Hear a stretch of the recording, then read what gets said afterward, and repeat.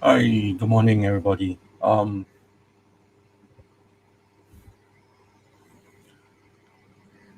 just thought of doing some quick monologues to actually log my experience throughout my working life. So I just decided to share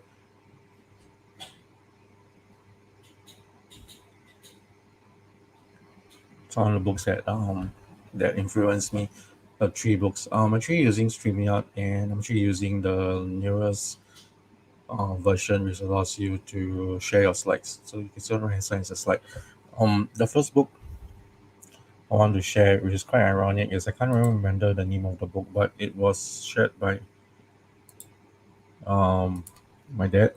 Um, if you all can identify with the description of the book, please let me know if you can find out.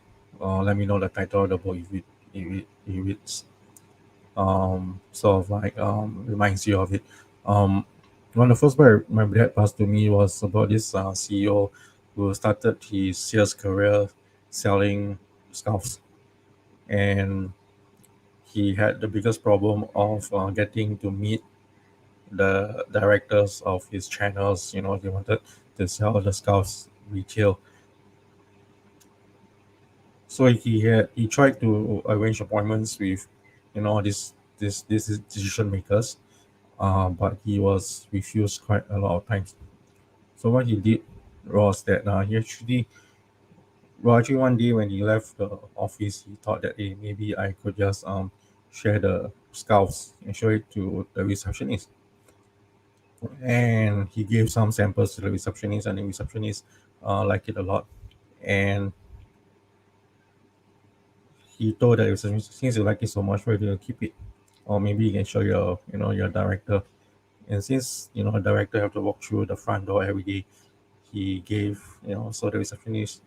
So one day, the director actually saw the receptionist wearing the scarf and actually asked her about it. And voila, and she told him about where she got the scarf and etc. And the CEO, who was a salesperson, then was able to um, get an appointment and sell the scarf through the retail chain. So what I mean, this shows that you have to identify the gatekeepers to decide who sells, who is the gatekeeper to reach the decision maker. So one of the ways, you think of many ways. If there's a will, there's a way. In fact, when I was in my first corporate job, um, I took this advice to be friends with a receptionist, and it actually helped because during that time, booking conference rooms, meeting rooms was a challenge.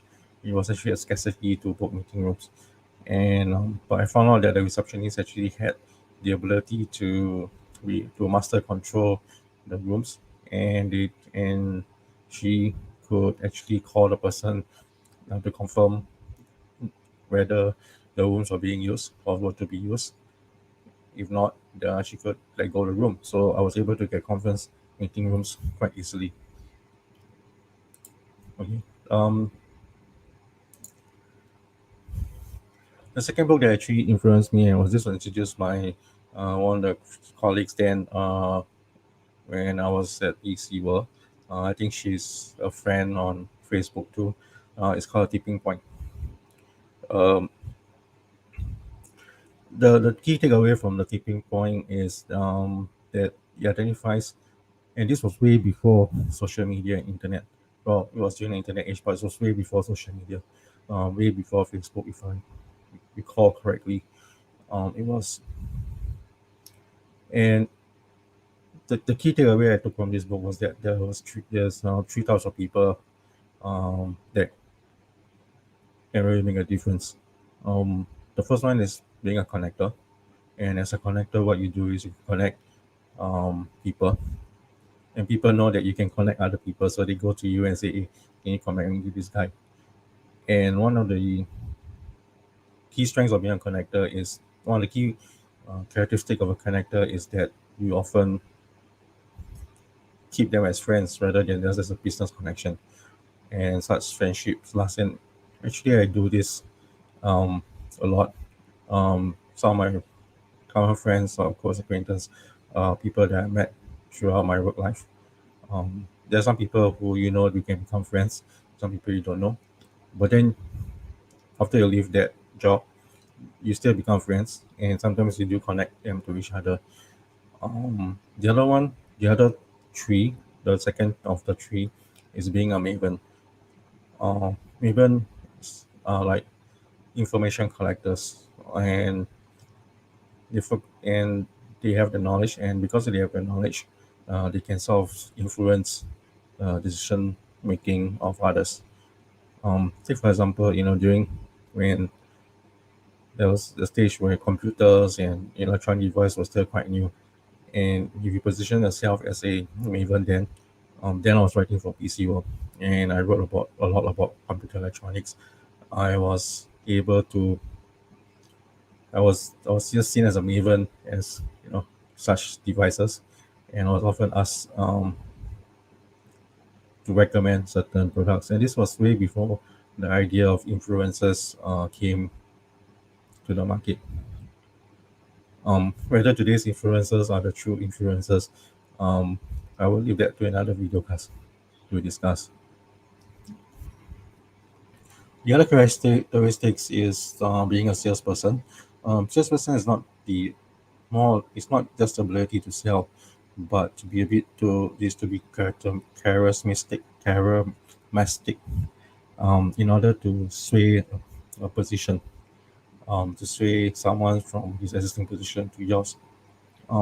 That is still something I'm trying to achieve. It's not just about words, but it goes with non-verbal cues that the person use to sway the decision.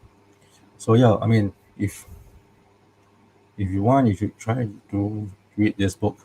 Um, there's also the idea of the long tail that was somehow introduced in this book, where you know you have a idea of product that doesn't really target the mass market, but target the tier end, which is still bring you that revenue or that business, because the tier end still consists of a sizable amount of people. And the last book that actually I read is Marketing Warfare, is that you treat marketing as a battleground, and you look at tactics and strategies to overcome. Now, most of us, when we start marketing, especially if you are in an SME, you want to copy the big boys, you want to copy what the big boy do. But in this book, it says that it's very difficult for SME to actually do this because of the lack of funds, um, and the resources. So you have to think like a warfare. So in warfare, if you're going up against a bigger boy, what you have to do is you have to do sort of like guerrilla warfare, and you take pot shots and hit and run at the big boys. But if you're a big boy and you want to, your marketing strategy is to do defense, and it's because you have the resources. You have the resources, both in terms of human resources, financial resources. You can actually put out the strongest defense to protect your product and your brand.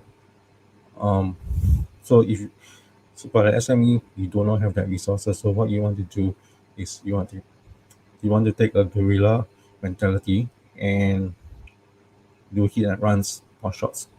And I actually did that in one of my previous company. We were SME, and we were up against the bigger boys. They had very good, a website. They had a very good brand.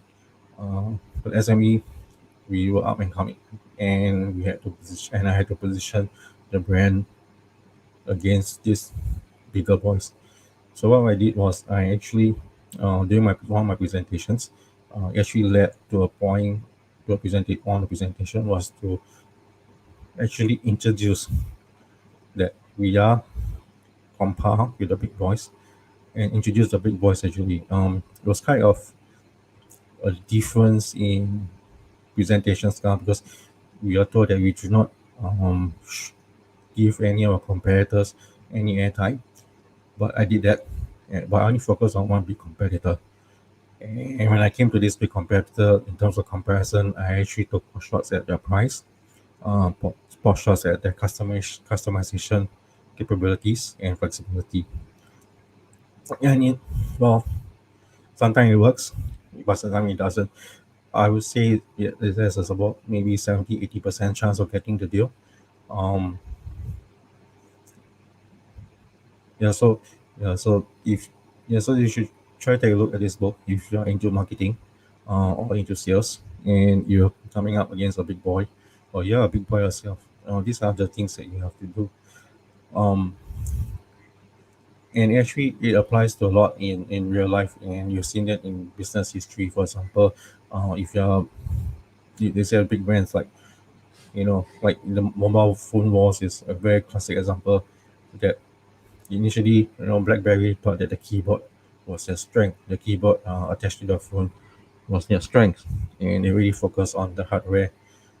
Then came Apple, who introduced the touchscreen, keyboard on touchscreen, and like who would thought of that? And you attack, you attack, and Apple was able to also introduce a software component which BlackBerry didn't. Now, this actually is an example of one of the strategy of attacking a big boy is to actually look at the weakness in the strength. Um, in most common battle tactics, we say, hey, let's look at the weakness of the enemy and let's attack that enemy from there. But in this book, it actually says that there have been historical proof that if you can actually find the weakness in the strength of a bigger enemy, you can actually win the much more better. Yeah, the better bet. But it's actually very difficult to find that weakness in the strength because the enemy usually would defend it with the strength. So it's sort of a challenge, but if you can find that, you can actually topple the big ball. But if you can't, then of course you can always do the guerrilla method of hit and run. And I think like examples like the Vietnam War, showed that like the Vietcons was able to sort of win small battles against the US um, with hit and run tactics. Yeah, so these are just the three books that I would like to share. And if you have any books that you'd like to talk about, um, yeah, just feel free to link up with me and maybe we can talk about your favorite book or any other books that have influenced you. With that, I end this video cast. See you.